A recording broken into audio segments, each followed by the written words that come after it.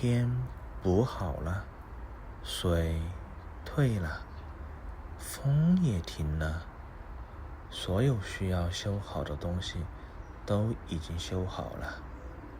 今晚你什么都不用修。The road tonight leads into an old kingdom, one that no longer appears on any map, though it once covered a wide plain between two slow rivers. You stand at the edge of it now, where the grass grows tall and the light is beginning to lean toward evening. This is the state of song, in an age when a king named Kang sat upon its throne, and the air itself seemed to hold its breath around him. From this distance the land looks peaceful enough.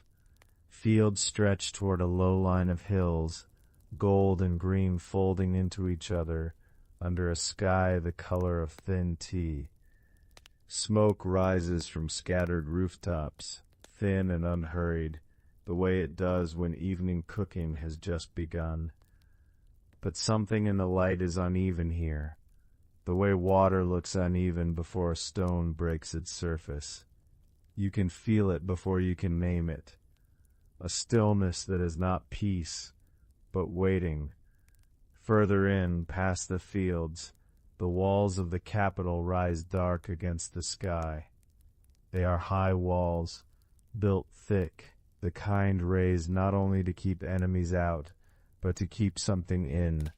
Obedience, perhaps, or fear, or both, folded together until they can no longer be told apart.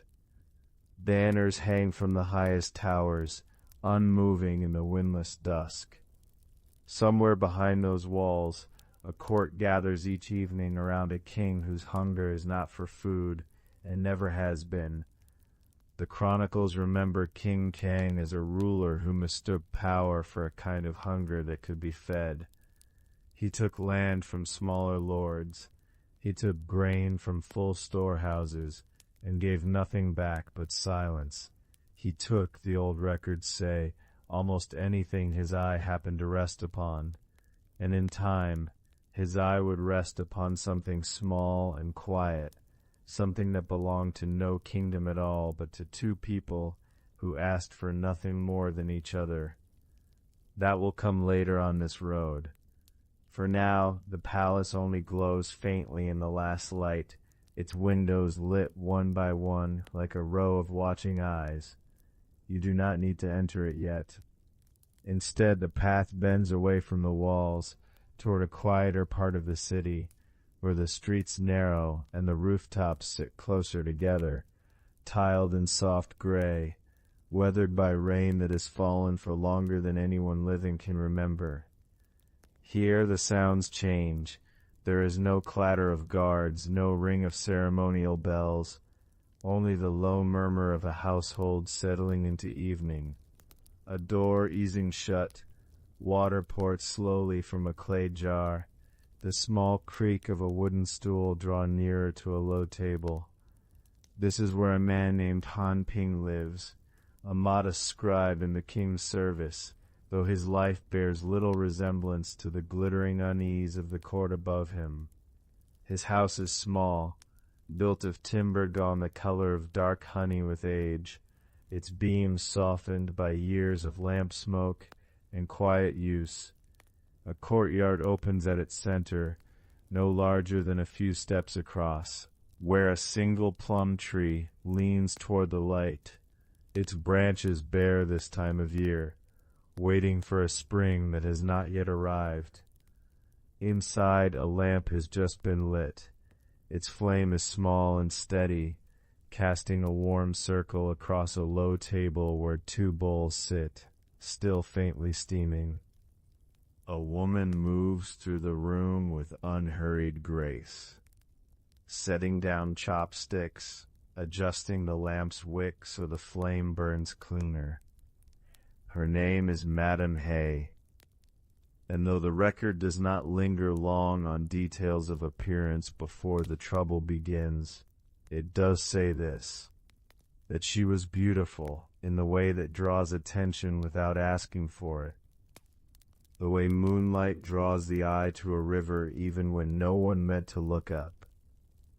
She does not know yet that this beauty will become a kind of danger. Tonight in this house, there is only the ordinary warmth of two people who have shared many such evenings before and expect to share many more. Han Ping enters from the courtyard, brushing a little cold from his sleeves, and something in his shoulders eases the moment he sees her standing near the lamp. They do not speak with any great ceremony. There is no need. Their comfort with each other has the quality of a well-worn path, soft underfoot, familiar in the dark, requiring no light to follow. You can notice in this moment how your own breathing has begun to slow, matching itself to the quiet rhythm of this small and distant room. Your shoulders may have already loosened, the way shoulders do when a story asks nothing urgent of them yet. There is no need to hold on to anything right now. The lamp is lit. The bowls are warm. For now, that is enough. Outside, the last color drains slowly from the sky, the blue deepening toward the color of old ink. Somewhere beyond the rooftops, the palace continues its quiet, restless glow. But here in this small courtyard with its bare plum tree, the evening feels complete in itself, untouched. This is what the old record chooses to preserve before anything else happens. Not the cruelty of the king, not yet the grief that will follow, but this, an ordinary household at rest, 2 bowls of rice cooling side by side, a woman's hand resting briefly on a man's sleeve as she passes him his chopsticks. It is a small detail. The chronicles are full of kings and wars and the shifting borders of ancient states, and yet here, tucked among all that larger history, someone thought it worth remembering that a scribe named Han Ping loved his wife, and that she loved him in return, without complication, the way water simply moves toward the sea, because that is the shape of the ground beneath it. The wind shifts, carrying the smell of wood smoke and cooling earth through the narrow street outside. Somewhere a dog settles onto packed dirt with a low sigh. A shutter is drawn closed against the coming night. None of this asks to be remarkable. That, perhaps, is the quiet weight the story wants you to feel before it moves forward. That what is about to be taken away was never anything grand or difficult to understand. It was only this: 2 names spoken gently between 2 people who trusted the night to hold them safely until morning. The road, for now, simply watches this house a little longer, the way an old traveler might pause at a low wall to look at lamplight through a window before continuing on. Above the rooftops, the palace towers remain lit long after the smaller houses have gone dark, their windows glowing like restless eyes that do not close even when the rest of the city sleeps. Between those 2 kinds of light, the small steady lamp of a humble home and the high-burning windows of a king who cannot rest, the shape of everything to come is already quietly present, though no one within the story knows it yet. You do not need to hold on to any of these details tightly. They will return one by one further along this road, the way certain places in a long dream return without warning, familiar before you know why. For now it is enough to feel the weight of your own body, settling deeper into stillness, the way that small courtyard settles into the dark. The plum tree standing bare and patient against a sky slowly filling with stars. The lamp inside Han Ping's home burns a while longer, small and low before someone reaches over and lets it go out. And so the road begins, moving gently from this threshold into the narrower streets of the capital, toward the modest position Han Ping holds within the king's own household, a small place in a large court, where his quiet life is about to draw the attention of someone far above him. Han Ping's title within the court is a small one, easy to overlook, the kind of position that fills a line in a household ledger, and nothing more. He is a Sharon, a personal attendant, a retainer of modest rank, kept near the king's household for tasks that require a steady hand and a quiet manner. He copies documents. He carries messages between officials who do not know his name. He waits in outer rooms while decisions are made in inner ones, and he has grown used to the particular patience this kind of waiting requires. His office is not grand. It sits along a corridor where the sun reaches only at midday, a narrow room with a writing table worn smooth at the edges, a shelf of brushes arranged by size, inkstones stacked in the corner like small dark stones pulled from a riverbed. The walls hold nothing decorative. There is no need. Han Ping has never been a man who required his surroundings to speak for him. He walks to this office each morning along the same route, past the same gatehouse, under the same stretch of sky. You can sense, in this repetition, something almost peaceful. The way certain lives find their shape not through ambition, but through steadiness, through simply continuing to arrive where one is expected, day after day, season folding into season. It is said that Han Ping was, by nature, an unremarkable man, not dull, simply unadorned. He did his work well enough to be trusted and poorly enough in terms of visibility to be left alone. This suited him. There are men who wish to be seen by kings, and there are men who wish only to go home at evening to a quiet house and a familiar voice waiting behind the door. Han Ping belonged without question to the second kind. The house he returns to sits some distance from the palace, in a quarter where the lanes narrow and the walls press close, where the sound of the wider city fades into something more contained.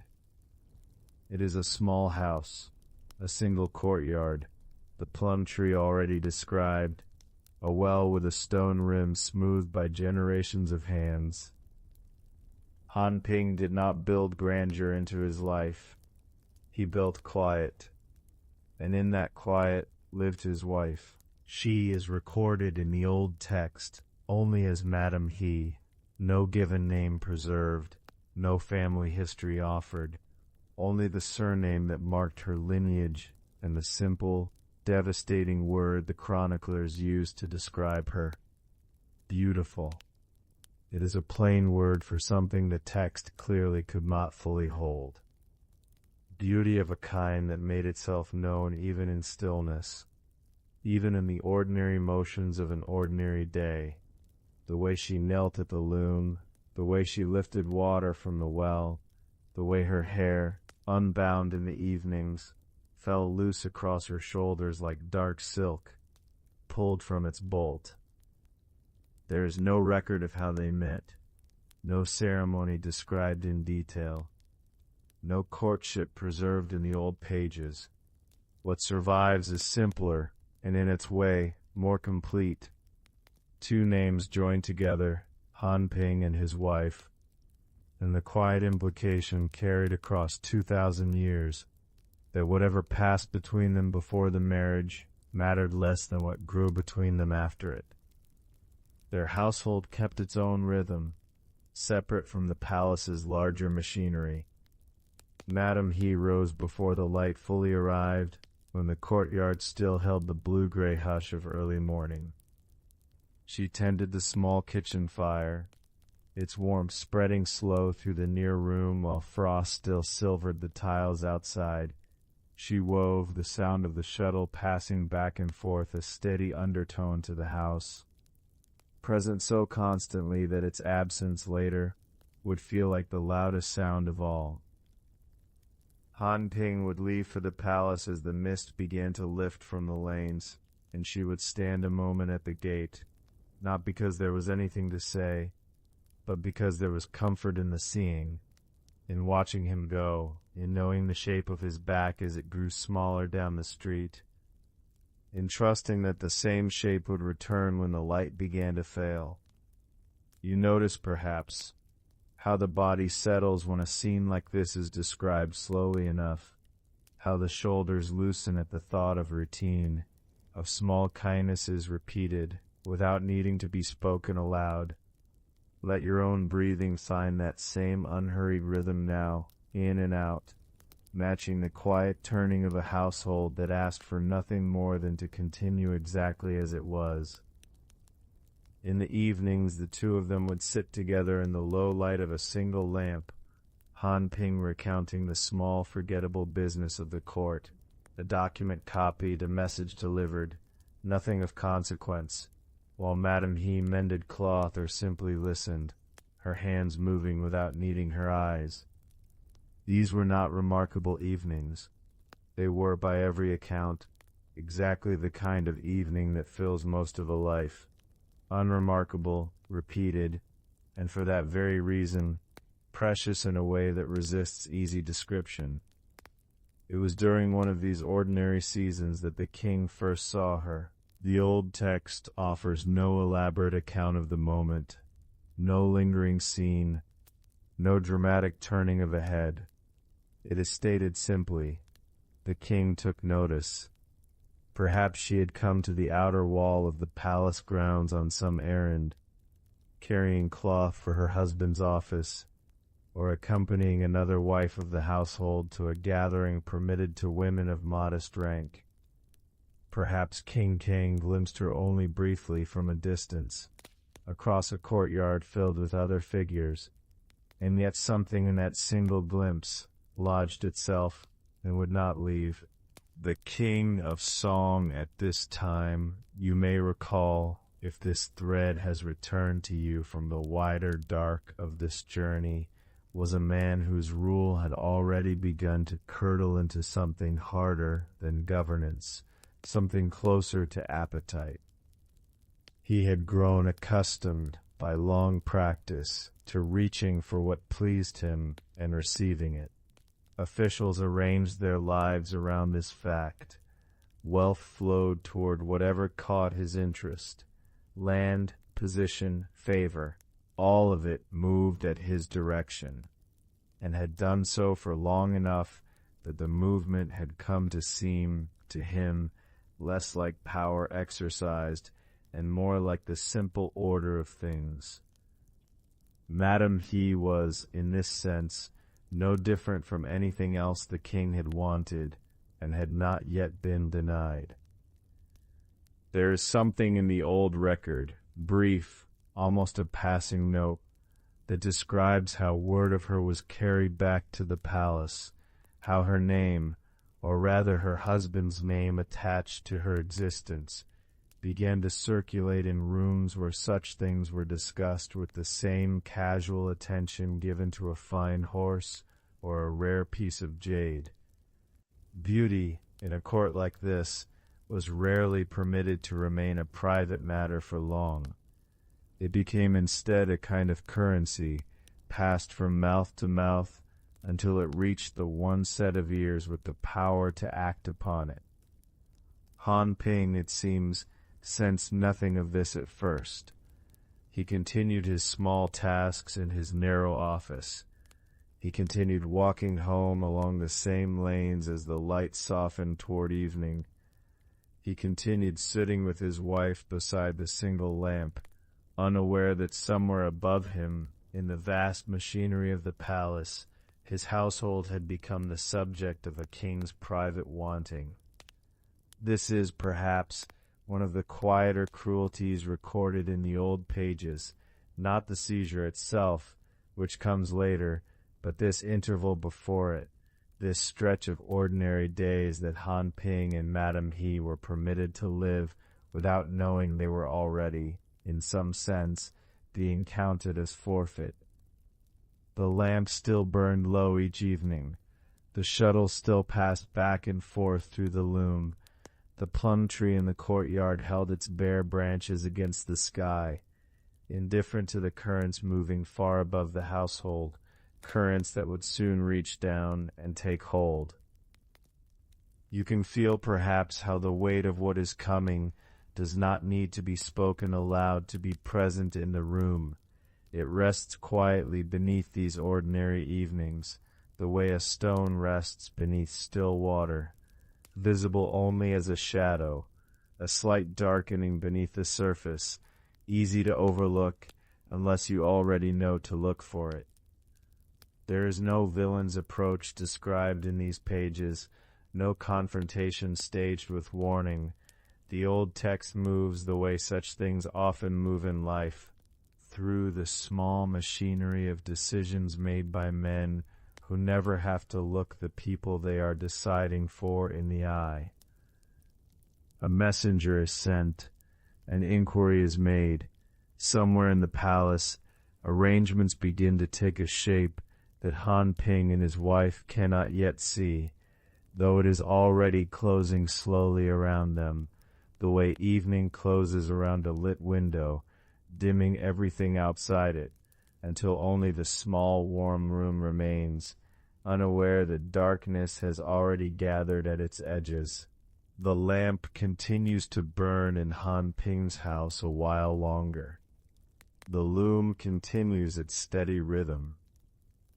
And somewhere above them both, in the corridors of a palace grown used to taking what it wants, the shape of the coming seizure has already begun to form. Patient, unhurried, moving at the pace such things move when the one deciding believes he has all the time he requires.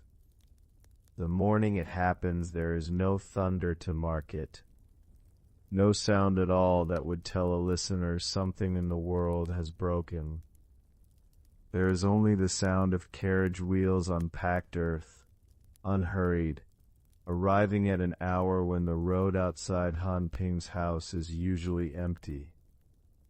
There is the sound of boots, several pairs, moving with the particular rhythm of men who have been told exactly what to do and feel no need to explain themselves to anyone.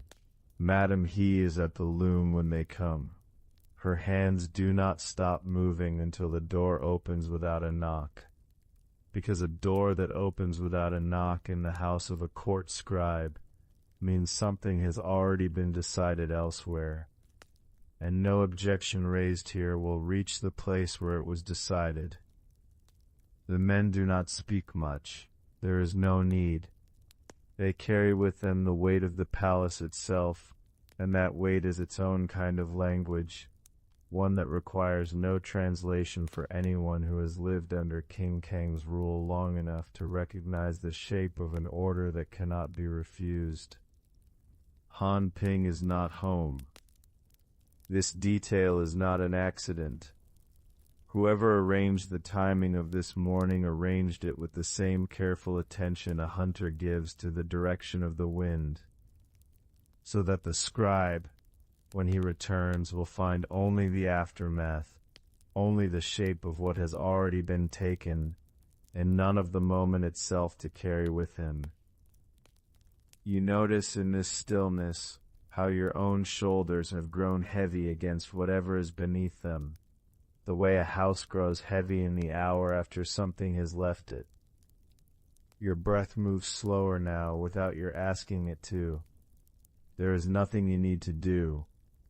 The weight is only weight, and it is allowed to rest where it is. The loom stands unfinished. This is perhaps the detail that lingers longest, not the carriage, not the boots, not even the silence that follows, but the half-woven cloth still stretched taut on its frame, one row shy of completion. The shuttle set down mid-motion as though its owner meant to return to it in a moment, meant to finish the pattern before the light changed. The pattern is never finished, not by her hand at least. It will hang there half-made, for longer than anyone in that house would wish to count. When Han Ping returns in the evening, He finds the door standing open in a way it has never stood open before. Not ajar and welcome, but wide in a manner that suggests no one thought to close it, because closing it would have implied someone remained inside who cared whether the cold got in. He calls her name once. The house does not answer. He calls it again, and the second calling is quieter than the first, already beginning to understand that a third calling will not change what the first two failed to summon. There is a particular silence that belongs only to a home from which someone has been taken, rather than a home someone has simply left. It settles differently. It has a different weight in the chest of the one left standing in the doorway. A silence of departure has an edge to it, a promise of return, however distant. A silence of seizure has no edge at all. It simply closes, the way water closes over a stone dropped from a height, without ripple, without protest, as though nothing had ever disturbed its surface. Han Ping stands in this second kind of silence for a long while. The lamp he lit that morning, the one his wife tended through the day, has gone out, not from wind, for there is no wind in a house, but the door left open on a still evening, but simply because no one thought to feed it, and a flame left untended eventually keeps its own counsel, and goes wherever flames go when no hand asks them to stay. He does not weep at first. Grief of this size arrives too large for the body to process in its first hour. It moves through a man the way cold water moves through a hand plunged too suddenly into a river, a shock the nerves cannot yet translate into pain, only into a strange and terrible stillness that looks from the outside almost like calm. It is not calm. Word reaches him before the sun is fully down, carried, as such word always is, by someone who does not wish to be the one carrying it, delivered in the fewest words possible, as though brevity might soften what cannot be softened. The king has taken her. She is in the palace now. There will be no return of the ordinary kind, the kind where a person simply walks back through a door and resumes the shape of the life she had been living. Han Ping does not go to the palace that night. He understands, in the way a man understands the shape of a wall by walking into it once, that there is no door there through which grief is permitted to walk and ask for anything back. The palace does not return what it takes. It only on occasion decides what else it will take next, and ascribes outrage, however just, however deep, is not a currency that palace recognizes. Still, something in him refuses the shape of simple submission. He is not a man of rank, not a man with soldiers or allies who might press a claim, but he is a man who has lost the center of his life in a single afternoon, while the loom sat half-finished and the lamp burned down to nothing, and there are some losses that will not stay quiet, no matter how carefully the one who caused them arranges the silence around them. Word of his grief, however he expresses it, whatever shape his sorrow takes in the days that follow, whether in a look given to the wrong courtier, or a word spoken too plainly to someone who reports such words for a living, carried by the same slow current that carries everything eventually to a king who has made himself the center of all currents in his kingdom. King Kang does not tolerate resentment in those he has wronged. This is perhaps the particular cruelty of tyrants across every age and every kingdom. They take, and then they require gratitude, or failing gratitude, silence.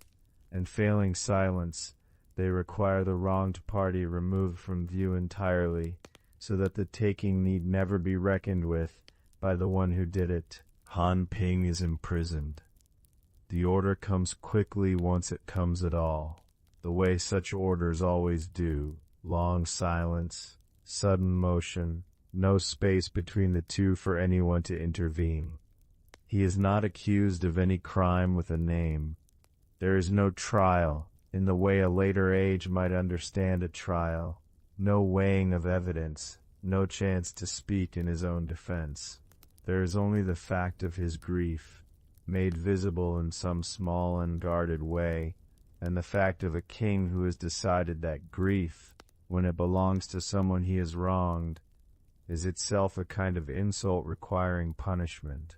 The cell they place him in is not far, in truth, from the corridors where his wife now lives.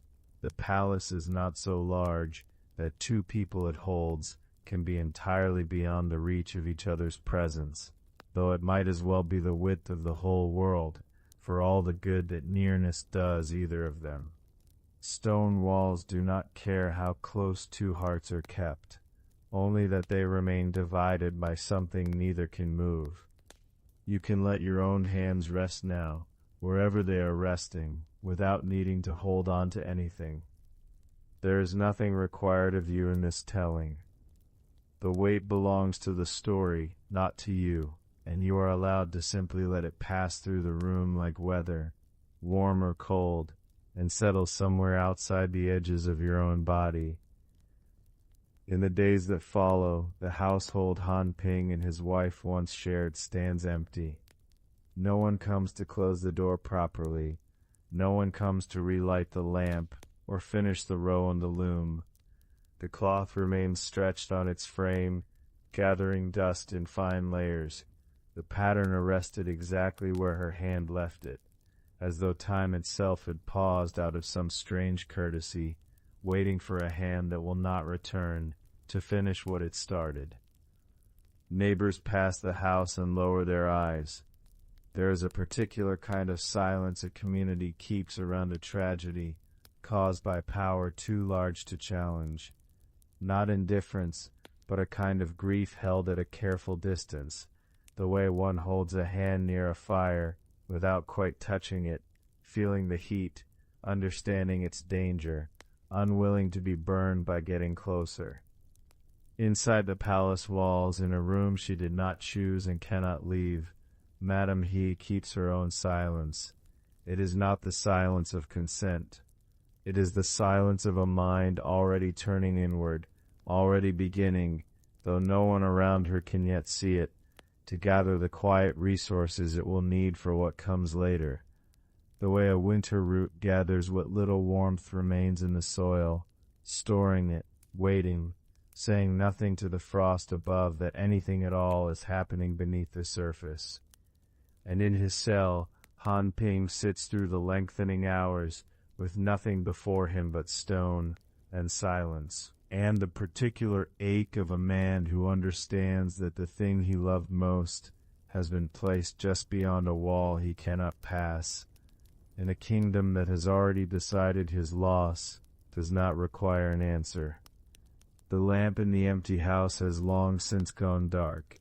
The loom stands untouched, one row from finished, the shuttle resting exactly where it was set down, and somewhere within the palace's long corridors, two people who were once each other's whole world sit now in separate silences, each unaware, in that early hour, of how much further the distance between them is still to grow, before it finds any way at all to close again.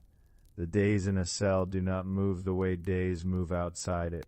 There is no dawn to mark them, only a thin gray change in the light along the high slit of the window, and even that arrives late, as though reluctant to enter a place where nothing waits to receive it.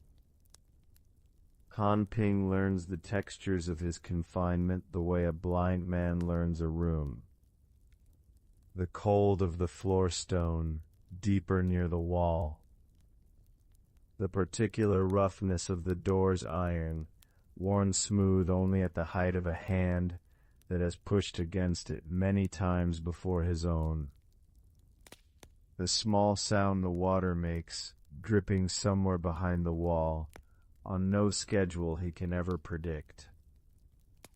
He does not call out. There is no one whose duty it is to answer. You notice, perhaps, how your own body has grown heavy in the listening, how the shoulders have dropped, how the breath has slowed to match the slowness of this telling. That is not a distraction from the story. It is the story doing its quiet work. The record does not linger long on what Han Ping ate, or whether he was permitted visitors, or how many days passed before the shape of his sentence became clear to him. These are the details history discards, the way a river discards the smaller stones and keeps only the larger ones in its bed. What the record keeps is simpler and heavier. Han Ping grieved, and grief in a man denied even the comfort of a wall to look at his wife through becomes something with its own weight, its own gravity, pulling everything else out of orbit. He had been, before all this, an unremarkable man, a scribe, a keeper of accounts and small correspondences, content with the modest arithmetic of his days.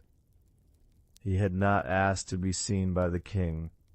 He had not asked for his wife's face to catch a light that made a powerful man forget the ordinary boundaries between what belongs to one person and what may be taken by another. He had simply lived, quietly, entirely the way certain men live, building their whole world around one hearth, one loom, one voice answering from another room. And now the hearth stood cold, the loom stood untouched, the voice was somewhere behind stone he could not see through, could not reach, could not even be certain was still speaking at all. There is a kind of despair that arrives loud, that thrashes, that rages against its walls. This was not that kind.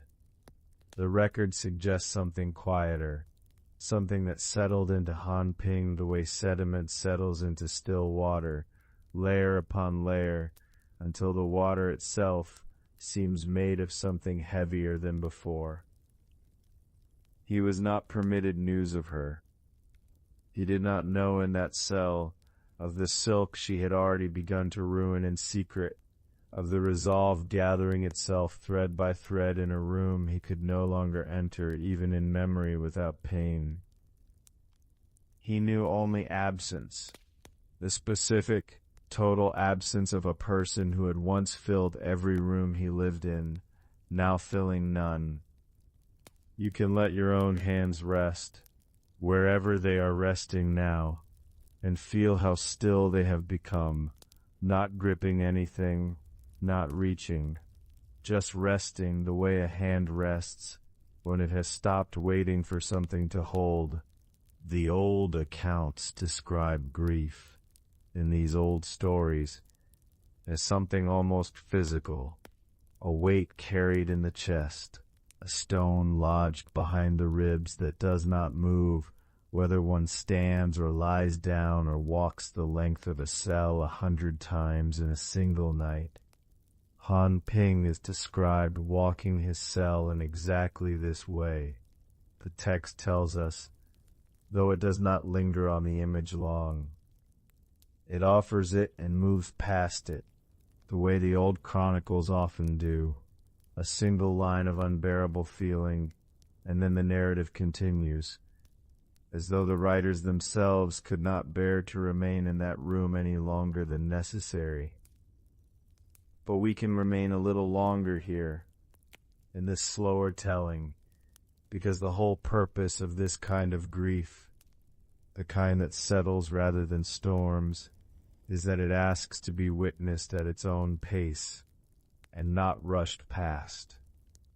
Consider what it means to love someone so entirely that separation itself becomes unbearable. Not merely sad, not merely difficult, but structurally unbearable, the way a bridge becomes unbearable to a river when the current is diverted around it, and it simply stands there, useless, holding up nothing. Han Ping had built his life around a single person the way a house is built around a hearth. Remove the hearth, and the house does not merely grow colder. It loses its reason for having walls at all. This is not a story about weakness.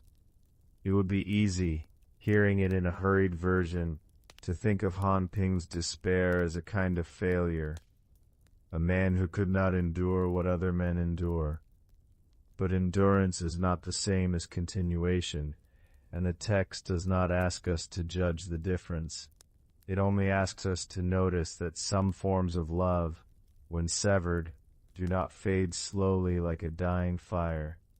They simply go out, all at once, the way a lamp goes out when the oil beneath it is suddenly gone, with nothing gradual about the darkness that follows. The record tells us plainly, without ornament, almost without pause, Ping Nai Zisha. Han Ping then took his own life. 4 words in the old language, a single clause in the long sentence of the chronicle, given no more weight on the page than the sentence describing his imprisonment, or the sentence before it describing the king's anger. The old scribes were economical with grief. They set it down and moved forward, trusting perhaps that the weight of the act needed no further ornament, that 4 plain words were enough to hold the whole collapsed architecture of a life. We can sit with it a little longer than they did. There is no record of the method, no description of the final hour, no last words carried down through the centuries for us to hold on to. The text withholds this, the way it withholds so much else, as though some things are not meant to be catalogued, only acknowledged, and then left to their own silence. What we are given instead is aftermath, a cell, empty now, where a man had walked the same worn path, across the same stone floor for however many days it took for grief to complete its slow arithmetic. A door that would open, eventually, on nothing, and somewhere in the palace, unaware still, a woman continuing her quiet secret work with silk and thread, not yet knowing that the distance she had been straining against, night after night, had just become permanent in a way no reunion could undo, that the husband she still hoped in some buried corner of herself to somehow reach again, already lay beyond every road that might have led to him.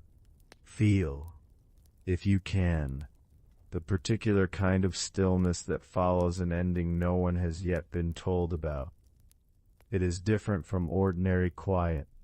It has a held quality to it, like breath not yet released, like a house the moment after a door closes but before the sound of it has finished traveling through the rooms. This is where the old story pauses. Not to mourn, the chronicle does not mourn, it only records, but to let the weight of what has happened settle before the next thread of the tale can be picked up. Grief in these old accounts is rarely treated as an emotion passing through a person. It is treated more like a season or a tide, something that arrives on its own schedule, does its work, and recedes only when its work is finished. Han Ping's grief did not recede. It completed itself instead, the way a stone dropped into still water completes its fall, sinking until it reaches whatever bottom the water hides. There is no cruelty in this telling, and none is intended. The old story does not ask us to feel horror at what Han Ping chose.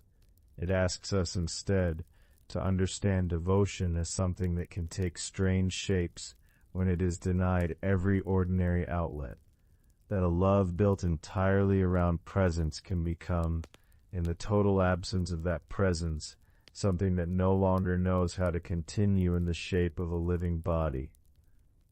The lamp in the cell, if there was one, would have gone out on its own, eventually, the way lamps do, with no one left to notice the exact moment the last of the flame gave way to dark. and in the room where his wife still worked her quiet, hidden preparations, unaware that hour of what had already come to pass beyond the walls she could not see through, the night went on being simply a night, ordinary and unremarkable, until it wasn't.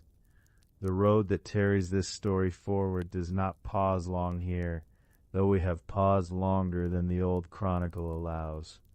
It moves next toward Madame He, and toward the silk she has been quietly ruining in secret, night after night, preparing something the record has not yet named. But before we follow it there, we can rest a moment longer in this stillness, this particular, complete, unhurried quiet that follows the closing of one long ache and precedes, though she does not yet know it, the opening of another.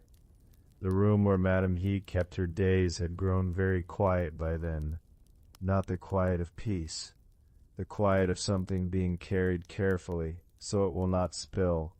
She kept a small chest near the window, the kind used for storing silk against moths and damp. Inside it, folded in layers no one thought to check, were the garments she had begun to ruin, not tear, not cut, ruin slowly, the way water ruins stone, patient, unhurried, nearly invisible until the work is done.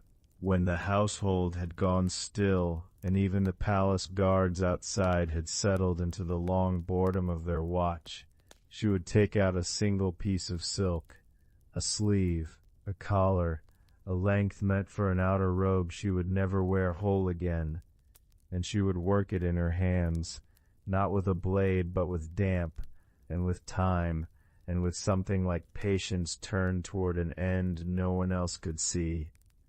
The old chronicle says only that she rotted her own garments in secret. 4 words in the language of that world. 4 words to hold what must have been many nights of small, deliberate ruin. You can notice, if you let yourself, how much labor lives inside a phrase that short. How the record keeps only the outcome and lets the hours disappear. The silk she used was fine, the kind given to women of the palace's outer circle, women near enough to power to be dressed well, never near enough to be safe. It would have been dyed some deep color, perhaps the red-brown of old cedar bark, perhaps a blue gone dark as evening water. It would have had a weight to it, a good silk particular heaviness, the kind that moves like something almost alive when lifted.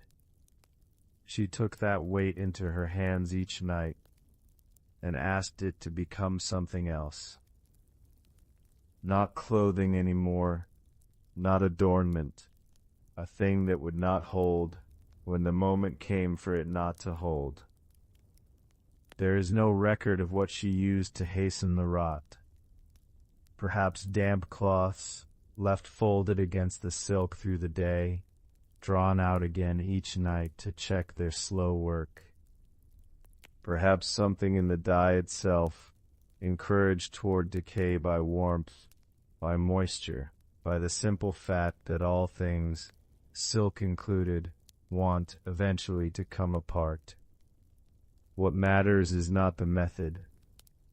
What matters is the hands doing it, night after night, without a single person in that grieving house aware of what those hands were building toward. This was not despair, though it moved through the same quiet rooms as despair, and might have looked, to anyone glimpsing it, indistinguishable from grief simply passing time. It was resolve, wearing grief's own clothing. You do not have to understand exactly what she intended, not yet, to feel the shape of it forming. A woman alone in a room, working cloth between her fingers in the dark, is one of the oldest images this world has kept. It appears in different stories under different names. A woman spinning, a woman weaving, a woman undoing by night what she wove by day, and always it means the same thing underneath its variations. Something is being prepared. Something is being decided slowly, in hands that do not announce their purpose until it is finished. Her husband was already gone by then, though the story has not yet told her so directly. And we, walking this road behind her, understand it before she does. A small aching privilege of distance, the kind that lets you see grief a moment before the grieving person feels its full weight land. She worked in ignorance of the exact hour of his death, but not, perhaps, in ignorance of its nearness. Some knowing moves ahead of information. It arrives in the body before it arrives in words. A held breath before there is any reason yet named for holding it. Your own hands, wherever they are resting now, do not need to hold anything at all.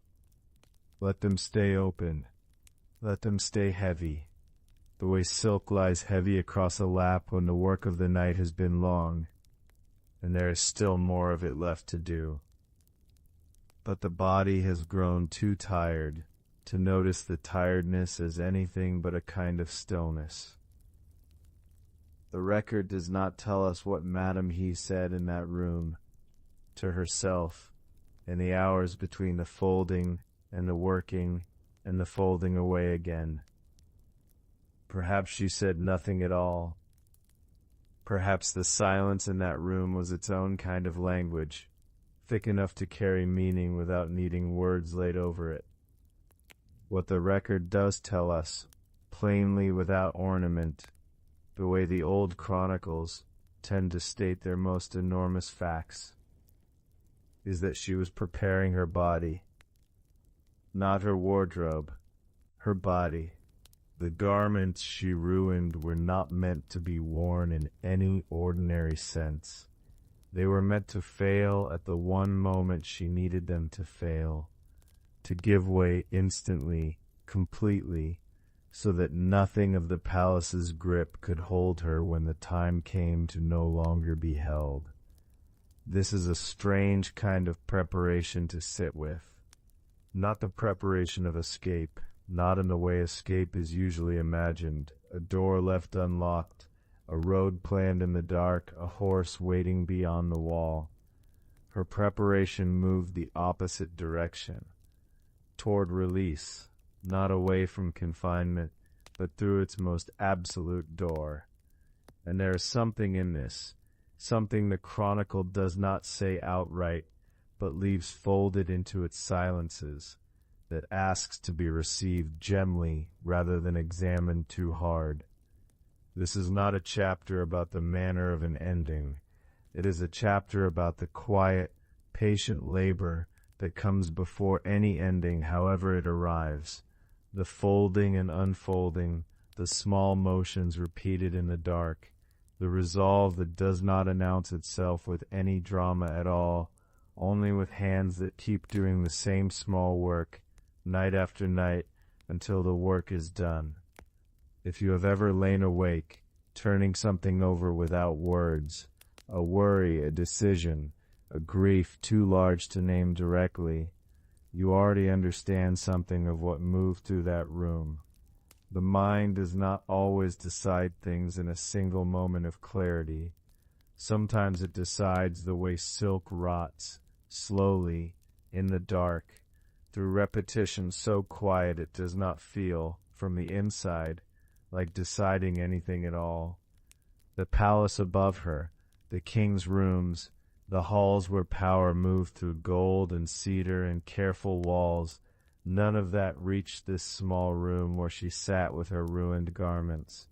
For those nights at least, she was not a captive of the court, not a possession claimed by force, not a name recorded only in relation to someone else's power. She was simply a woman, working cloth in the dark, preparing something the record has not yet let us see clearly. And in that private, unwitnessed labor, there was, however briefly, however quietly, something that resembled freedom. The night outside her window did what nights do. It moved without urgency. Stars, if she looked for them, would have hung in their old, unbothered places. indifferent to palace or prisoner alike, the way they always are, the way they still are, over whatever room holds you now. Your breathing has probably slowed since this chapter began. That is not something you need to check. It is simply what happens in a dim room when a voice moves slowly enough for the body to stop bracing and start listening instead. The silk continued its slow undoing in the chest by the window, folded away each morning before the household woke, and returned to each night when the house had gone still again. The record does not say how many nights this took. It does not say whether her hands ever trembled, or whether they moved with the same steady patience each time, unshaken by whatever news might have been drifting toward her through the palace's slow channels, that her husband's imprisonment had ended, not in release, but in the other ending, the one the walls could not hold either. We know only that the ruin was not yet complete on the night his own ended. That much the chronicle allows us to hold, this small, precise overlap, this brief span where her preparation and his absence existed together in the world without either yet having reached her. The road ahead moves toward a high terrace, a place with a long view and a longer fall, but it does not need to be walked yet. For now there is only this, a room, a woman, cloth going slowly soft and weak between patient hands, and a night that continues being simply a night, unaware of what it is quietly making room for. The night that was making room for something did not stay simple for long. The chronicle does not tell us how the news finally reached her, only that it did, carried through some corridor of the palace, some servant's lowered eyes, some pause in a conversation that told her more than words could have. Han Ping was gone. The imprisonment had ended in the only way the walls could not prevent. We do not need to picture the moment the words arrived. We can let it stay soft, unclear, the way grief often is before it becomes sharp, a weight settling into a room before the mind has finished understanding why. What the chronicle does tell us is where she walked next. There was a terrace in the palace grounds, high above the gardens, built for looking out over the kingdom her husband had never been permitted to belong to, the kind of place a king might stand to survey what was his, the kind of place that offers a long view, and the text notes with its characteristic quiet, a longer fall. The approach to this terrace would have taken her past corridors she had walked before, under a different name in a different life, when she still returned each evening to a small house and a husband who wrote in careful lines by lamplight. The palace has a way of making its distances feel both very short and very long. A woman can cross from her chamber to a high terrace in the space of a few hundred steps and arrive somewhere entirely other than where she began. She had prepared for this. The chronicle has already shown us the cloth, softened night after night in secret, weakened fiber by fiber until it could not hold. That preparation was not despair. It was intention, patient and unhurried, the kind of care usually given to something meant to last, rather than something meant to fail. She had made her garments ready, the way a person might ready a boat before a long crossing, not to survive the water, but to move through it without struggle. You can feel in your own chest what it might be to carry a decision this quietly for so long. Notice how your own breathing has slowed while listening, how the weight of your body has settled more fully into whatever now holds you. This is not the terrace. This is only rest, arriving the way it always does, without ceremony. The terrace itself, the chronicle suggests, looked out over the garden where they had once lived close to the ground, close to each other, before a king's gaze fell on what was not his. From that height, the kingdom would have unrolled below her, rooftops, roads, the small movements of people going on with their evenings, unaware that history was arranging itself into one of its more lasting shapes just above their heads. The wind at that height carries differently than it does near the ground. It moves without obstruction, without the interruption of walls or trees, and it would have reached her unbroken, the way certain truths arrive unbroken once a person has stopped resisting them. She did not call out. The chronicle offers no words for this moment, no final speech, no declaration flung toward the palace below. There is something almost merciful in this silence the old text keeps. It does not ask her to perform her grief for anyone. It simply records what happened, the way water is recorded moving downhill, not as tragedy, but as motion following its only possible course. She stepped forward. The weakened cloth gave way, not violently, but simply, the way something long prepared gives way when its hour finally comes. Fabric that has been readied in secret does not need force. It only needs the moment it was made for. And then there was the fall. The chronicle does not linger here, and neither should we.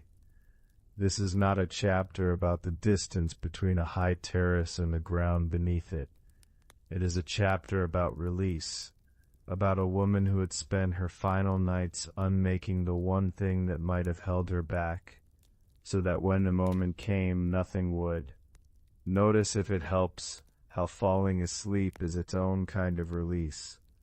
The body does not fight its way down into rest. It lets go of the tension it has been holding, and the descent that follows is not a collapse but an easing, gravity finally welcomed rather than resisted. This is the register in which the old text seems to want this moment held, not as horror, but as the last necessary motion of a woman who had already decided, some nights before, that she would not remain divided from what she loved. The ground received her the way ground receives all things eventually, without judgment, without commentary, simply as a place where falling ends.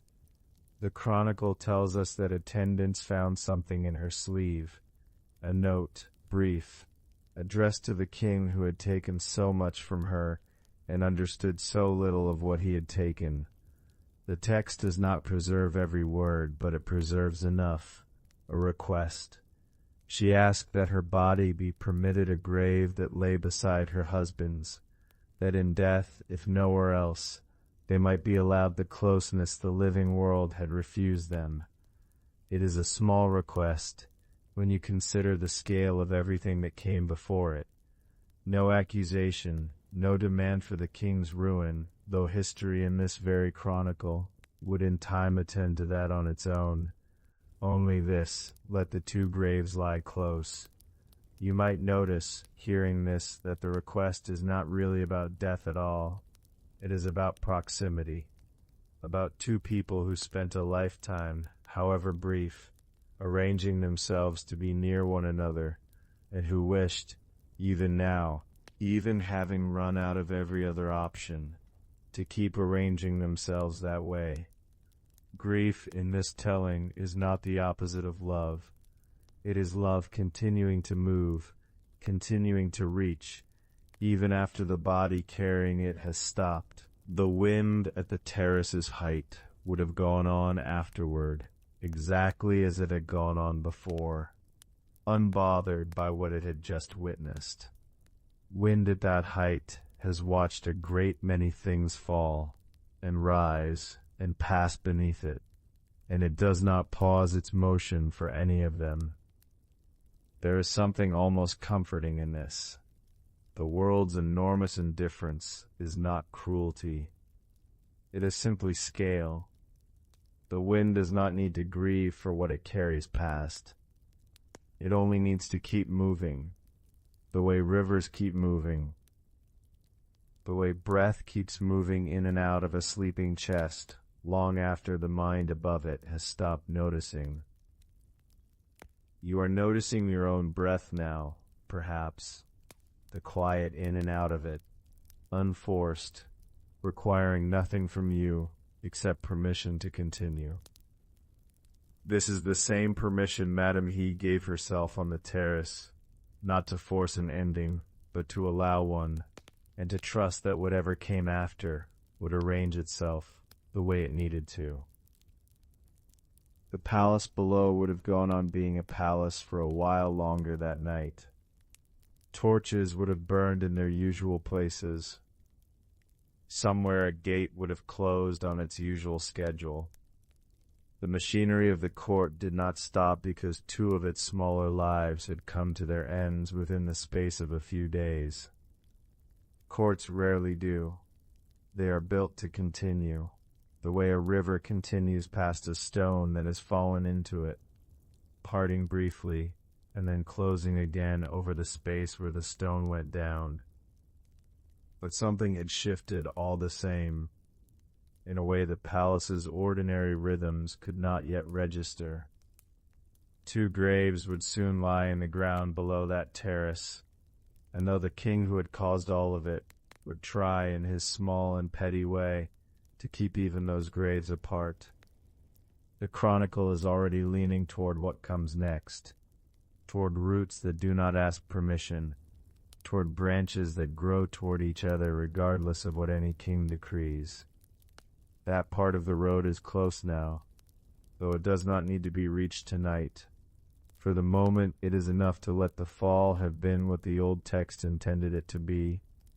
Not an ending shaped like violence, but an ending shaped like release, like water finally reaching the low ground it was always moving toward, like breath finally slowing into the rhythm that carries a person all the way down into sleep. The terrace stands quiet now in the mind's eye, the wind still moving across it the way it always has, unhurried, indifferent, patient. Below in the dark, the ground is already beginning to hold something it will not release again. Two names, two griefs, and the beginning of a garden that has not yet learned it is about to grow. The road continues past the terrace now, down toward the burial ground, where the two mounds of fresh earth wait beneath a sky just beginning to soften into morning. That was the king's final act of spite, small and deliberate, the last gesture of a man who could take a wife, but never quite take what she and her husband had made together in the years before his hand ever touched their door. The old text records his decree in plain, almost bureaucratic language, the way a court scribe might note the disposition of any minor matter. Bury them apart, facing away from one another, so that in death as in life they will remain divided. You can sense even now how deliberate that cruelty was. It was not enough for the king to take what he wanted in life. He needed the ground itself to agree with him, needed the earth to keep enforcing a separation that love had already refused. So the graves were dug at a distance, two low mounds of raw soil on opposite sides of a modest field, with nothing between them but short grass and the kind of silence that follows when everyone with power has finished speaking and gone home. The record does not linger on this moment. It moves quickly, almost impatient, past the digging and the decree and the guards standing at attention in the cooling evening air.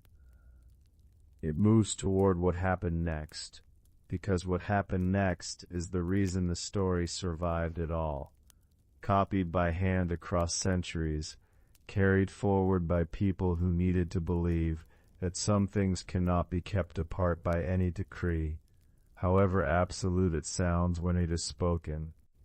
Sing Shi Ji Jian, in the space of a single night, the text says, and there is something in that phrase that asks to be said slowly, the way a person might describe a dream they are still inside of.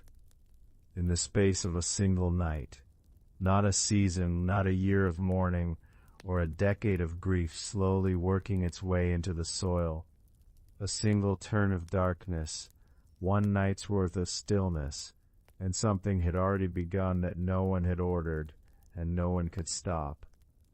By morning, the record says, a great catalyst tree, a catalpa, had risen from each grave.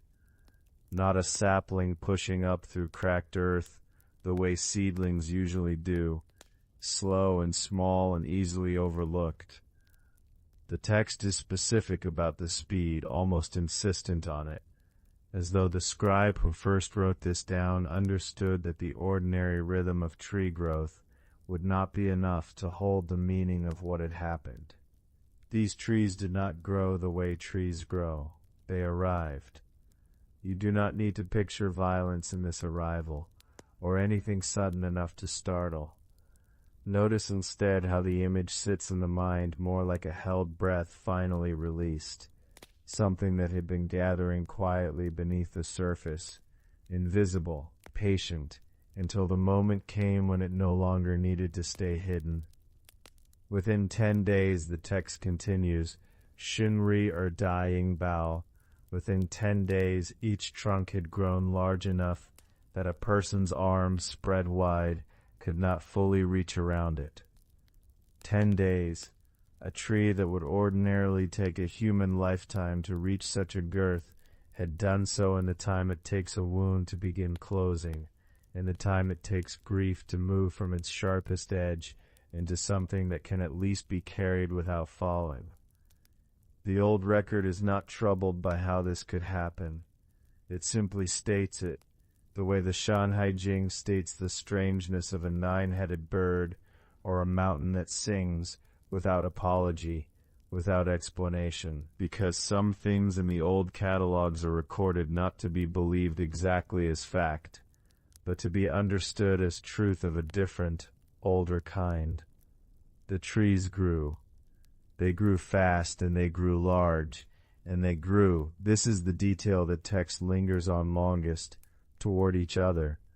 Chu Ti Xiangjiu, it says, the trunks bent, leaning their bodies toward one another, curving across the distance the king had measured out between the graves, as though that distance had never really existed, as though it had only ever been a suggestion that the ground itself was under no obligation to honor. 2 trees, planted apart by royal decree, curving toward each other across an open field until their branches began to close the gap the king had insisted upon. And below the ground, where no one could see, where no decree could reach, the roots were doing something even more quiet, even more complete. Genjiao Yuxia, the roots meeting below. The record states it in 4 brief words, unadorned, the way the deepest truths in old texts are often stated, without ornament, because ornament would only distract from how simple and how total the meeting was. The roots did not merely grow near each other. They tangled. They wove through the dark soil beneath the 2 mounds until it became impossible to say, from underground, which root belonged to which tree, which grave, which grief.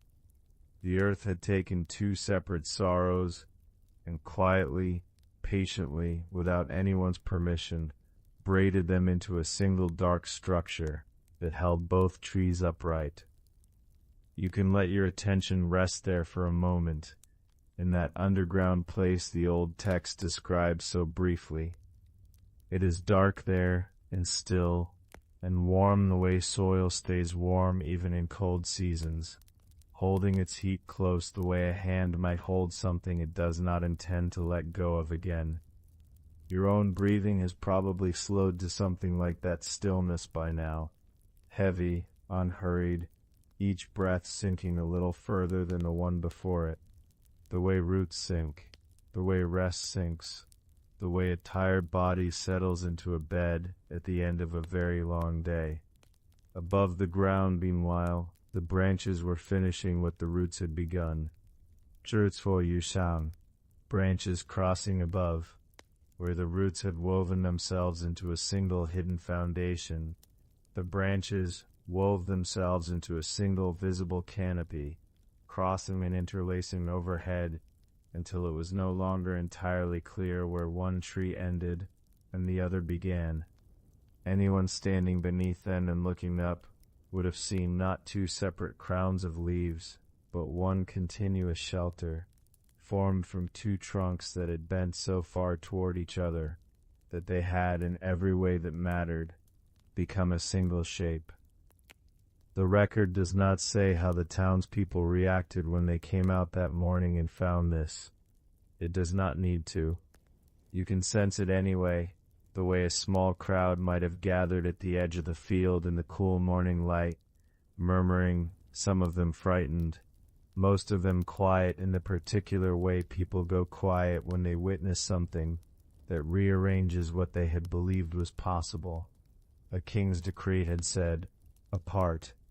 The earth had answered, together, and it had answered not with defiance exactly, not with anger, but with something closer to a kind of patient correction, the way water finds its way around a stone without ever seeming to hurry, without ever seeming to notice the stone at all, simply continuing to move the way it was always going to move.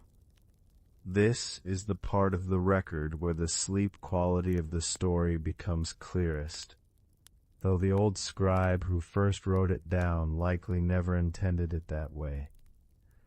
There is something in the image of roots meeting in darkness, unseen, unhurried, while branches lean together in the light above, that mirrors what happens inside a body settling into rest.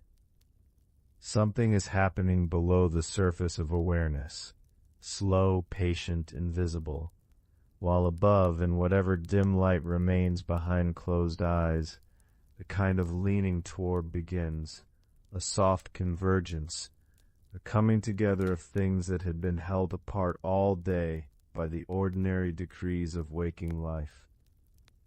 The garden had begun. That is the only way to describe what the field became, once the two catalpas had grown large enough that their shade merged into one continuous cover of green. It was no longer a burial ground in the way burial grounds are usually understood. Bare, marked, official, a place people visit briefly and then leave. It had become something that kept growing after people left. Something that did not require memory to sustain it, because it had rooted its own memory directly into the soil and lifted its own memory directly into the sky, needing no one to tend it, no one to visit it, no one to keep the story alive by retelling it, since the trees themselves had simply become the retelling, continuous, wordless, growing a little more every season whether or not anyone came to stand beneath them. The old text moves on quickly from here, the way the Shanhai Jing itself often moves quickly past its most striking images, trusting that the image alone will carry its own weight forward without needing elaboration. But the road does not need to move quickly. You can stay here a little longer, beneath the two trunks leaning toward each other, beneath the canopy where light falls through in soft, broken patches, the way it falls through any old grove at the end of a long day. The air here smells faintly of turned soil and green bark, of morning dampness not yet burned away by the sun. It is quiet in the way certain places become quiet only after something enormous has finished happening and settled into stillness. Not empty silence, but full silence, the kind that holds a completed thing gently, the way sleep holds a tired body once it has finally stopped resisting. The king somewhere beyond this field in his palace of shifting rooms and restless intentions is already becoming smaller in this account, already fading toward the edges of the story, the way distant things fade at the edges of vision, when attention settles instead on what is close and warm and near. What remains close is this: two trunks bent toward each other, roots braided in the dark below, branches crossing in the soft light above. Or, whenever the traveler chooses to rise and walk again, tonight, though, it is enough to stay a little longer beneath the leaning branches, listening for whatever sound might yet come to settle in them, a rustle, a small stirring in the leaves overhead, as though something is arriving to make its home there, quietly, the way all lasting things seem to arrive, not with force, but with patience, in the space of a single, unhurried night. That stirring comes again, closer now, a soft shifting of feathers somewhere above the crossed branches. You do not need to look up to know it has arrived. The old record, brief as it is on this point, says only that ducks came, a male and a female, one of each, and that they stayed. Mandarin ducks, the text calls them, the kind that mate for a single season, or some say for the whole of a life, and are seen along quiet rivers, where the water moves slow enough to hold a reflection without breaking it. They did not build the nest the way other birds build, gathering twig by twig through patient days. They simply came, the record says, and settled, as if the tree had always been waiting to hold them, and they had always known where to land. One perched a little higher than the other, near where the branches first began their crossing, and they have not moved from that fork since, through however many mornings and evenings have passed beneath this sky. At dawn, the text says, they cry out together. At dusk, the same. Their necks curve toward each other in the telling of it, not touching exactly, but close, close enough that the space between them seems less like distance and more like breath held gently in reserve. The old words for this are simple, and do not try to explain more than they see.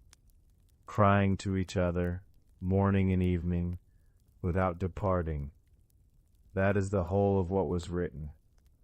No further gloss, no moral appended, just the observation, plain as weather, that two birds came to a tree grown from two graves, and did not leave, and called to one another when the light changed. You can hear something like that sound now, if you let your attention rest loosely on the upper dark of the branches, rather than reaching for it. Not a sharp cry, nothing urgent, but a low paired note, one voice answering another the way water answers stone, without needing to understand why the answer comes. Your breathing has likely slowed to something near that rhythm already, in and out, a small call and a small response, your own chest rising and falling beneath whatever covers you now, warm, unhurried, needing nothing from you but to continue.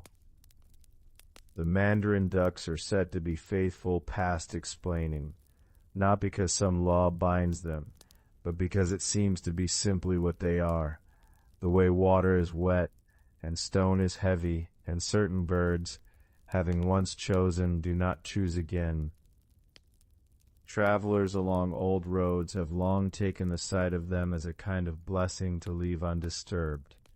A pair on a quiet river bend, or here, higher up, cradled where a grave tree's branches lean together over a garden that used to be a punishment, and is not one any longer. Some who wrote of this place afterwards said the birds were Han Ping and his wife themselves, come back in feathered form, to finish what the trees had already begun below, to hold what the roots had braided in earth, now made visible in the sky as well. Low murmuring calls passing between two shapes that refuse gently and completely to be parted twice. Whether that is truer than simply saying two birds found a good tree and stayed, The old record does not decide for you. It offers both readings the way the mountain offers both a shape to the eye and a weight to the hand, factual and felt at the same time without contradiction. This is not the only road in this collection where love outlasts the ending assigned to it. Further along in another entry from the same deep well of stories, a woman named Ziyu loved a young man named Hanzong and was kept from him and died of that keeping. And afterward, it is said, her spirit rose from the mound of her grave as a bird, briefly, only long enough to be seen and then to vanish again into whatever holds the seen and unseen together, a brief appearance, a single call, then gone, but not gone entirely, the way smoke is not entirely gone once it thins into the air, only spread wider, softer, harder to point to, but somehow still present in the smell that lingers after the fire is out. And further still, on a different mountain than this one, there is a stone the old maps mark simply as the woman who watched for her husband, a wife who climbed to a high place to look for a man who did not return from some far journey or some far war, and stood so long in that looking that her body, the story says, turned slowly to stone where she stood, facing outward, facing the road he would have walked home on, had he walked home. Stone does not blink. Stone does not tire of watching. That, perhaps, is why the old tellers reached for it when they needed an image for a waiting that outlasted flesh, something that could hold a single posture, a single gaze, across years the way flesh cannot, worn smooth eventually by rain and wind, but never turning away from the direction it was set to face. These are not the same story as the one beneath these branches. Different names, different roads, different sorrows carried by different bodies, but they run alongside this one the way tributary streams run alongside a larger river before joining it, each carrying its own particular water, its own particular weight of grief, until all of it becomes one current moving in the same direction toward the understanding, offered again and again across this old collection of places and creatures and losses, that what love makes does not simply stop when the two people carrying it stop. It changes shape. A woman becomes a bird for one visible moment. A wife becomes stone that still faces the road.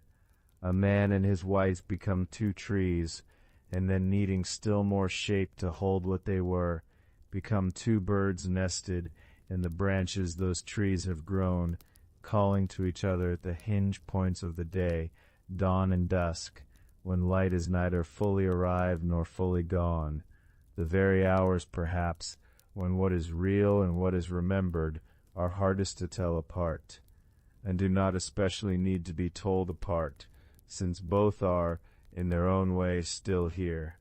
You do not have to hold all of these images at once. Let them settle instead, the way sediment settles in still water, each one drifting down slowly to some quiet floor of attention, no longer needing to be sorted or explained, only to be present, resting near one another in the dark. The ducks call once more above you now, softer than before, the light beginning its long, slow fold toward evening, even in the telling of it, even though no particular hour has been named. Perhaps it is dusk in this account, the second of the day's two calls, the one that comes when the birds settle rather than rise. Perhaps it has been dusk since the beginning of this station, and simply took this long to notice, the way certain kinds of stillness take time to be recognized as stillness rather than simply as pause. Either way, the sound settles into you the way water settles into sand, not staying on the surface, but sinking slowly, until it becomes part of what is held, rather than something passing over. Your shoulders, if you check them now without really checking, without effort, have likely dropped a little further from where they sat at the beginning of this telling. The tension some part of you carried into this evening, carried perhaps without ever quite naming it as tension, has had a long while now to loosen in the presence of birds that do not hurry, trees that do not startle, roots that only ever move downward, deeper, slower, toward rest. There is nothing further required of you here. The ducks do not ask to be watched in order to keep singing. The record does not require a listener to keep being true. It simply is what it is, written down once, long ago by someone who thought it worth remembering, that two birds came to a tree and did not leave. And having been written, it continues, the way the trees continue, the way roots continue, braiding themselves through the dark soil, whether or not anyone stands above to see the leaves move. The story of Ziyu's brief bird flight is not told at length here, nor is the tale of the woman who became stone upon her watching place, because they are not the road you are walking tonight. They are only glimpsed from here, distant markers along parallel paths, other places where the same deep pattern surfaces, grief transformed rather than ended, love given a new shape to continue wearing once the old shape, the shape of two living bodies breathing side by side, is no longer available to it. But you can hold their outlines loosely, the way you might hold the memory of other rivers while standing beside this one, not needed for understanding what is in front of you, but present nonetheless, part of the same larger water. Above you, the mandarin ducks shift again in their high fork of branches, feathers settling, the last low call of the evening fading rather than stopping, the way sound at the edge of sleep does not so much end as thin into something too soft to follow any further. Their necks are curved toward each other in whatever last light remains to see it by, or to sense it by, since seeing itself may no longer be entirely necessary here. The trees hold them the way the earth holds the roots below, without effort, without strain, simply because that is what has grown to fit that particular shape, over that particular grave, beside that particular sorrow, long since folded into something gentler than sorrow. The road, as always, continues past this station. It does not vanish simply because your attention has settled here a while longer than it settled at the mountains and rivers before it. But there is no need to take the next step yet. The branches are still above you. The birds are still calling, softer now, softer, the space between each call widening the way the space between waking thoughts widens as sleep comes nearer, until what remains is not sound exactly, but the shape sound leaves behind, once it has finished passing through the air, a kind of settled quiet, warm, unhurried, and entirely enough. The road is still here, but you no longer need to know where it leads. The names have started to loosen from their places, the way names do when a story has been carried long enough to become something closer to weather than to history. King Kang's court is somewhere behind you now, though you could not say exactly how far. The tower where a woman once climbed toward air and away from grasping hands, the cell where a man once chose the stillness of his own hand over a life spent severed from love. These have not vanished, but they have gone soft at the edges, the way a mountain range goes soft with distance, until it is only a color along the horizon, a suggestion of shape rather than a shape itself. What remains close and clear is simpler than any of that. Root, branch, cry. The catalyst voice that once recorded li and paces, that once measured names and titles and the weight of a king's anger, has gone quiet. The way a guide's voice goes quiet once the listener has stopped needing to be told what they are looking at. There's only the garden now, and the garden does not need naming to be there. Somewhere below the ground, roots that were once two roots have become a single dark weave, indistinguishable one from the other, warm with the same soil, patient in the same dark. You do not have to know which root belonged to which grave. The earth never asked that question either. It simply held them, the way it holds everything given to it, without preference, without memory of who was king and who was servant, who was taken and who was left behind. Above the ground, the branches lean the way they have always leaned, toward each other, unhurried, the way two people lean together at the end of a long day, without either one deciding to. The bark is smooth in places and rough in others, the way skin is smooth in places and rough in others, and if you were to rest your hand against it, you would not be able to say for certain where one tree ends and the other begins, only that something meets there, low and unbroken, the way water meets water when two rivers join. Notice how your own hands have grown heavy in your lap, or wherever they are resting now. Notice that you have not thought of your hands in some time, which means the thinking part of you has already begun to loosen, the way the two trees loosened into one shape long ago, without struggle, simply by growing toward what was already there. There is nothing left to hold on to tightly. There was never very much to begin with. The mandarin ducks are still in the branches, though it would be hard to say, watching them now, whether they are two birds or one long note of sound folded twice. Their necks are still entwined.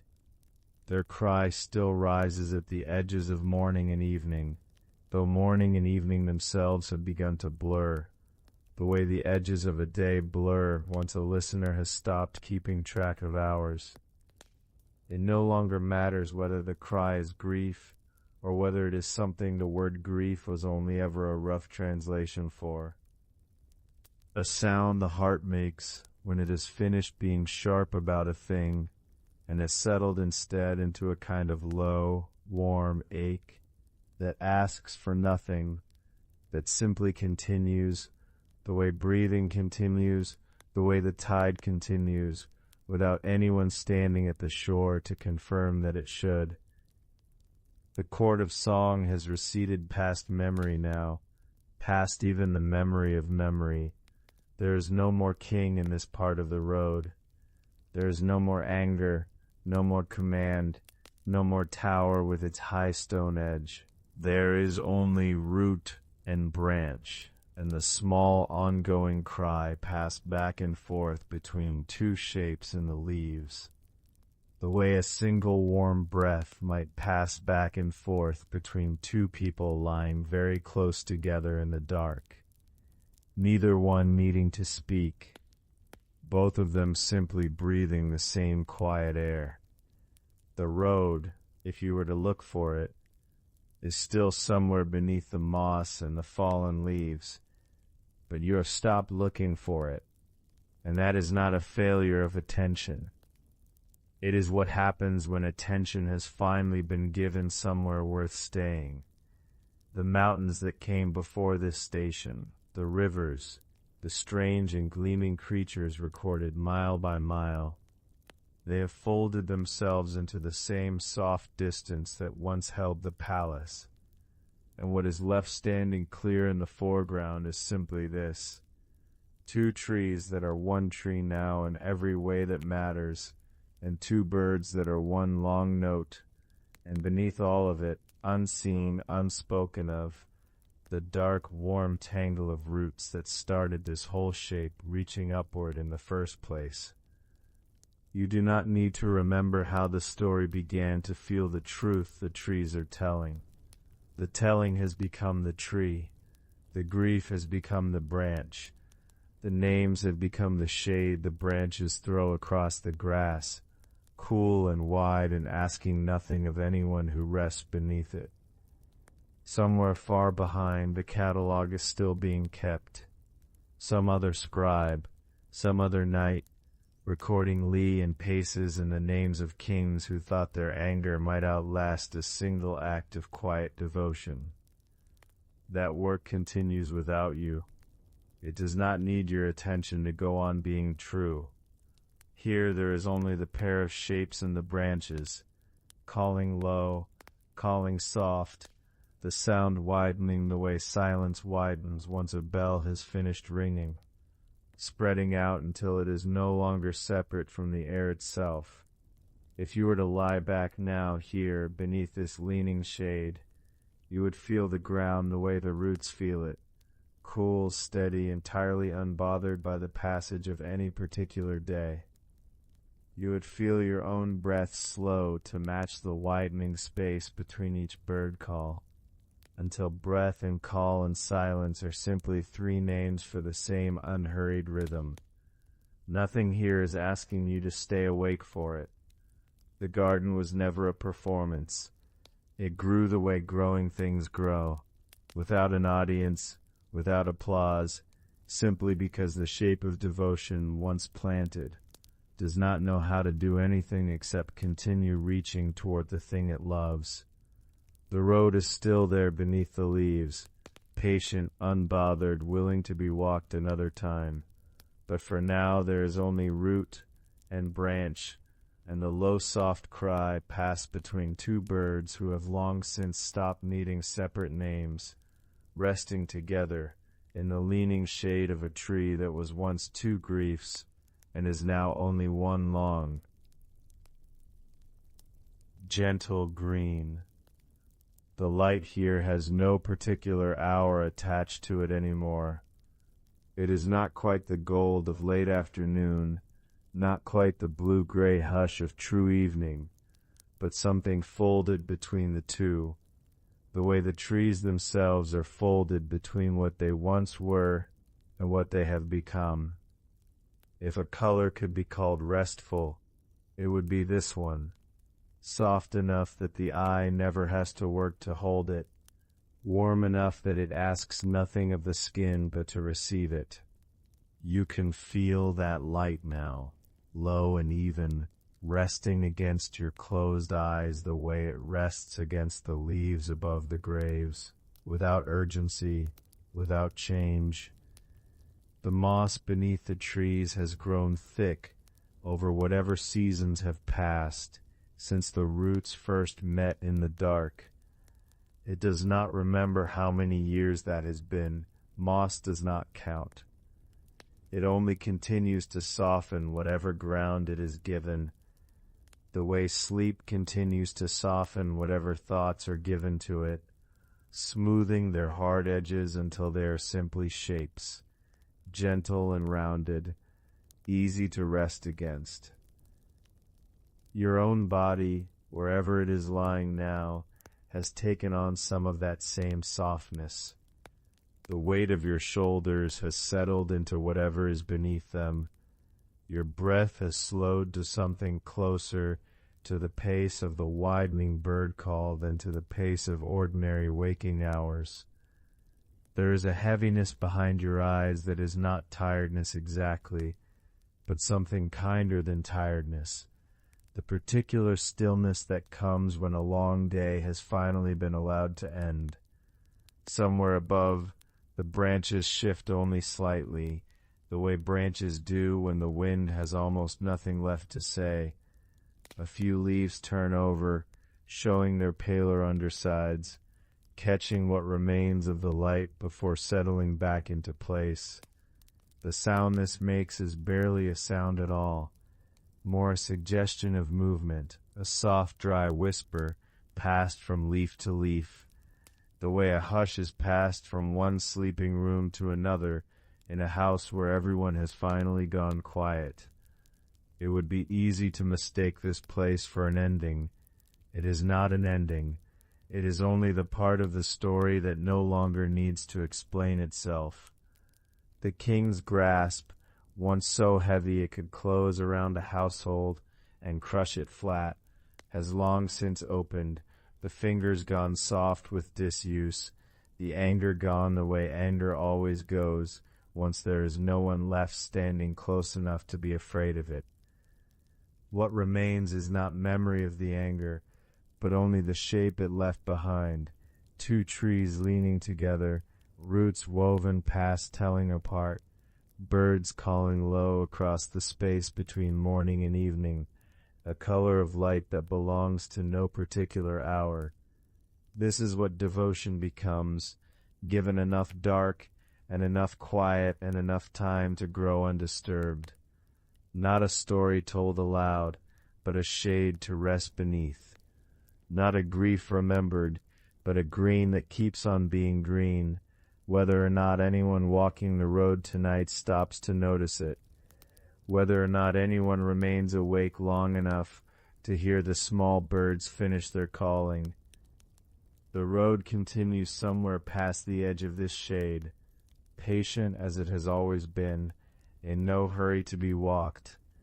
And here, beneath the leaning branches, in this light that is no particular hour, there is nothing left to do but rest inside the stillness the trees have made, and let the last soft calls of the birds settle over you, the way dusk settles over a field that has already been walked, already been named, already at last allowed to be quiet.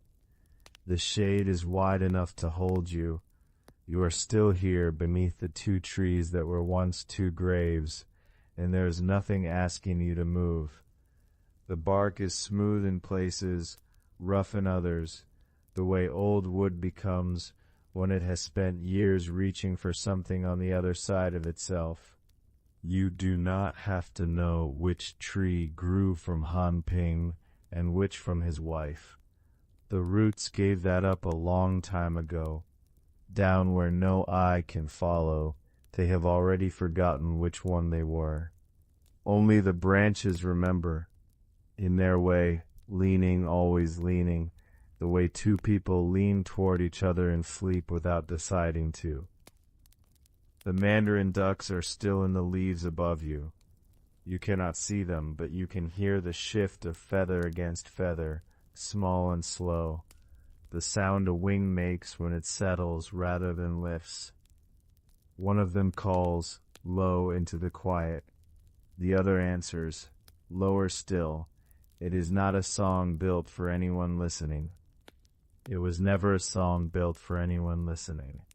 It is only two throats finding each other across a short distance of branch and evening air, the way they have found each other every dusk since before this road had your footsteps on it. You feel the weight of your own body now, resting where it rests, heavy in the good way, the way that means the day has been long and the day is done. Your breath has slowed to match something outside of you.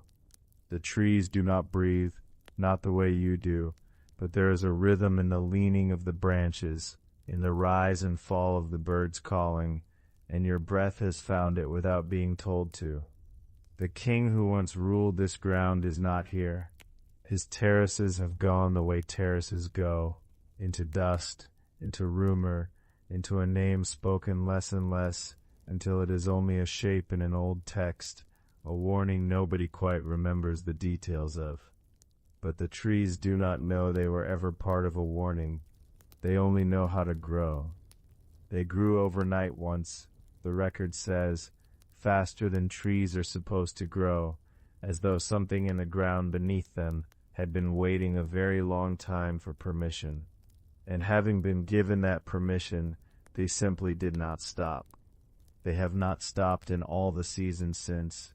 They will not stop tonight. The road is still out there past the reach of this shade. You can sense it without seeing it, a paleness in the dark, the old shape of a path worn down by feet that came before yours, and feet that will come after. It does not need you to walk it right now.